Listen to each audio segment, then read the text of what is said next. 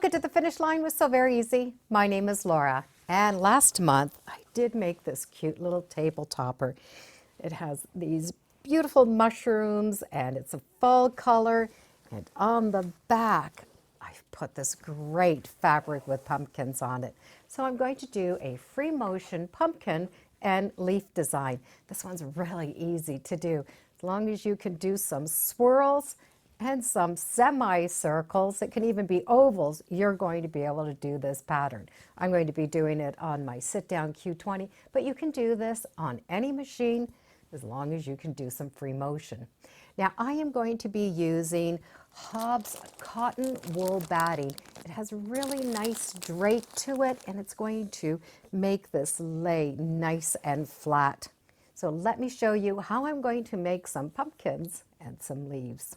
My pumpkins are only going to be made with ovals, and it won't matter the shape or the size of the ovals. I'm also going to just do some loops. So we are needing to do loops. On the end of those loops, we're going to do an oval. From that oval, I'm just going to continue to make ovals and sort of round shapes in between. Where I end, I'm going to come out and do a little stem and continue doing little ovals and round and curly cues. I can do pumpkins upside down or upright, and they don't have to be in those shapes that we think of a pumpkin, because there are some tall ones. Now, if we do not have room here where we want to put a stem, we can put it here and continue quilting.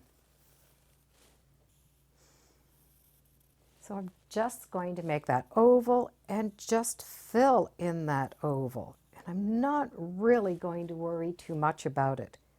If I come into an area where I don't like the look, I can always go back up and put a stem there. Or I could put the stem here, go back in, and come out the bottom. As for the leaves, we could just do a single pointed leaf, or we can do a three-pointed leaf, whatever we want. So we're just looking at doing some ovals and coming up. When I'm starting with dark thread, I will start in a dark area. It will be less noticeable. I'm going to bring that bobbin thread up, and then eventually I will tie a knot and tuck those ends in.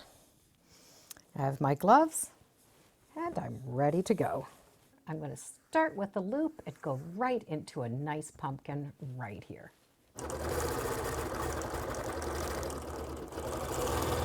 So I'm just doing that oval,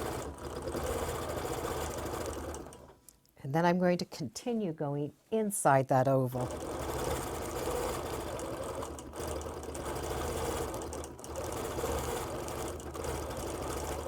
Come out and do that little stem. And do another curl. I'm going to fill in that spot with a leaf.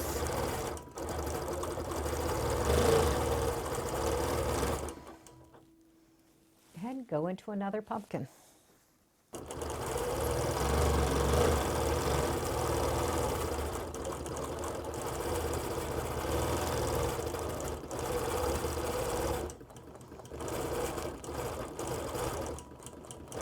And come back out.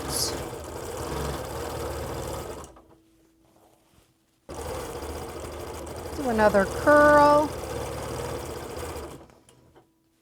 And another pumpkin. I'm going to do a nice little one.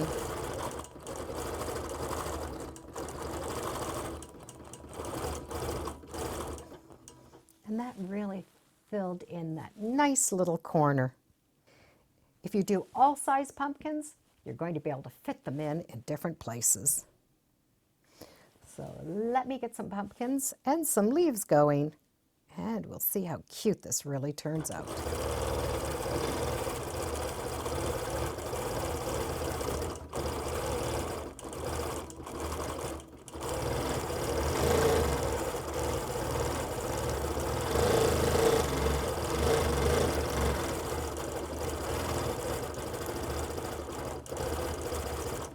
it's going to be hard to see some of the stitching on here. So let me show you a couple of my little pumpkins, my little twirls. There's a little off leaf. I'm going to go in the center. There's another one. And I did try to put little individual pumpkins in all of those corners and right on those cornerstones. So they're cute little pumpkins, vines, and leaves. And because there was no pattern, it really did quilt up fast. That soft black really does blend in. And I'll be able to reverse this. And if you look really close, you can see those pumpkins on that side.